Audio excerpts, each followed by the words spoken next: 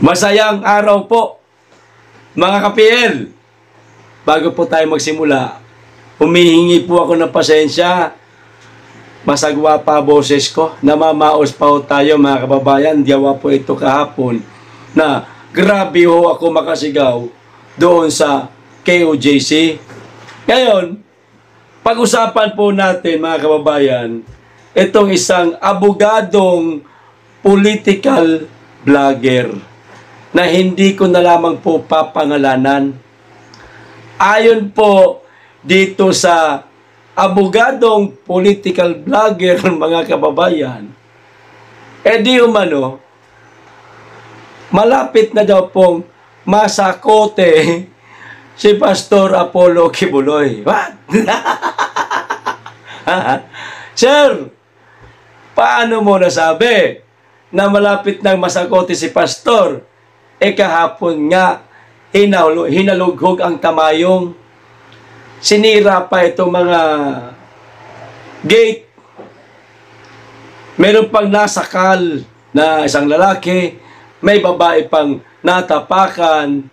Ang mukha, nagasgas. Inakyat ang kingdom. Pinasok ng mga sap. Hinalughog ang lahat ng mga bahay na naroon, wala silang makitang Pastor Apollo Kibuloy. Tapos, sinasabi mo malapit nang masakote si Pastor? Ha? Paano mo nasabi yan, sir? O gumagawa ka lang ng content para meron kang ipananakot yan sa mga miyembro ng KOJC. Pag-isip-isip ka naman, sir, pinasok na po. Ginamitan pa ng chopper. Pero walang Pastor Apollo Kibuloy na nakita. Alam mo kung nasaan si Pastor? Turo ko sa'yo. Alam mo kung nasaan? Dito sa likod ng bahay. Nasa kubo-kubo ko lang. Ayun, nag-aalmusal si Kuwate at saka Bulan ang Para kang tanga, sir. Para ka lang tanga na nagsasabi na malapit nang mahuli si Pastor Kibuloy. Patutunayan ko sa'yo na hindi mahuhuli si Pastor Apollo Kibuloy. Paano? O eto ang balita kay dating Congressman Arne Tevez na maaaring hindi pa ho ito alam ng karamihan, mga kababayan. Pero bago ko po simulan itong balita, pakikisuyo sa mga hindi pa po nakasubscribe. Baka naman. At click na rin po ang notification bell para updated sa lahat ng upload. At huwag niyo pong kalimutan, palike na rin po sa video. Maraming salamat, makikisuyo para mawala na po itong paos ko. Okay, ito na ho ang balita, mga kababayan. Ayan. Maliwanag, nariyan po si dating Congressman Arne Tevez. Ang sabi ng Manila Standard, 14 na oras na po ang nakalipas mula ng kanilang ipinost sa kanilang account sa Facebook. Look, Timor-Leste releases Tevez pending extradition trial. Ayon po kay Topacio. Former Negros Oriental Representative Arnolfo Tevez Jr. has been released. Okay? Release. Pinakawala na from preventive detention in Timor-Leste. His lawyer Ferdinand Topacio confirmed on Monday. Kahapon po inilabas si dating Congressman Arne Tevez. Vlogger na may pagka-ob-ob. May pagka-ob-ob o talagang ob-ob ka lang, sir.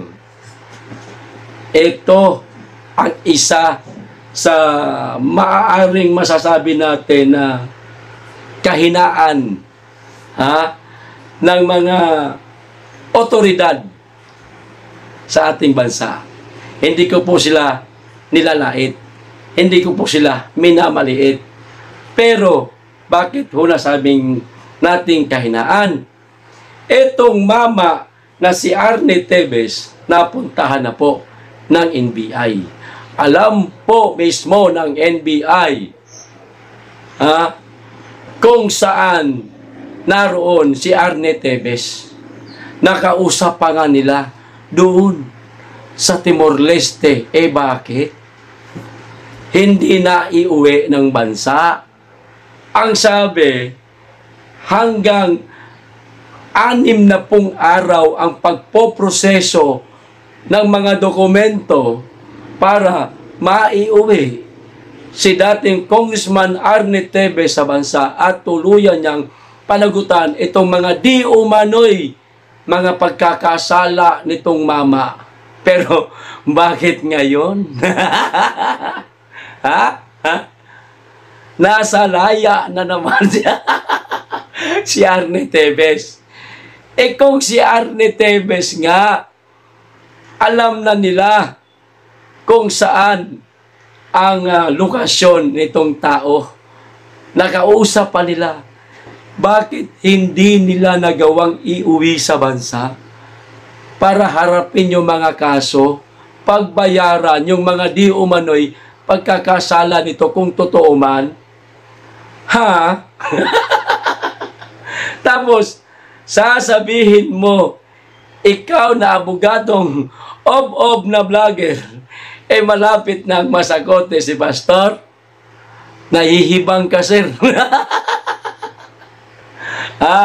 Nahihibang ka o bangag ka rin? Wag mong paaasahin yung mga followers mo sa kasinungalingan mo na malapit ng masakote si Pastor Kibuloy. Kami ang naroon sa compound ng KOJC habang sinasalakay ang compound ng KOJC. Nakita namin, nasaksihan namin ang mga kaganapan. Walang Pastor Apollo Kibuloy silang natagpuan. Paano nga nila matatagpuan? Narito po sa likod ng bahay namin.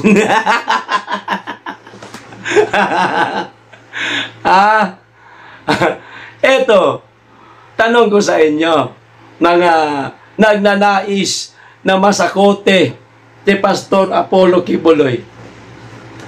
Sa palagay ninyo, mananatili si Pastor sa mga ari-ariang maaari niyang tirhal?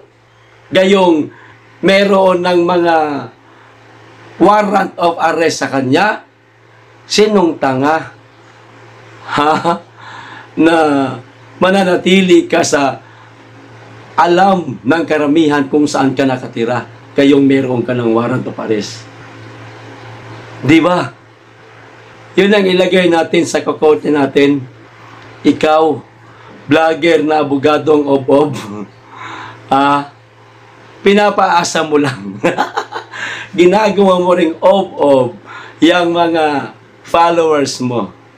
Nakakaawa ka naman.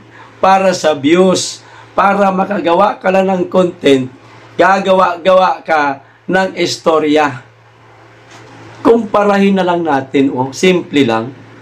Dating Congressman Arnie Tevez at si Pastor Apollo Kibuloy na anino nga, hindi makita Samantalang si Tevez nakausap na ng NBI sa Timor-Leste habang nakaditine itong mama, habang inaayos di umano ang mga dokumento para maiuwi dito si Arnie Tevez. 4 na buwan nang nakalipas.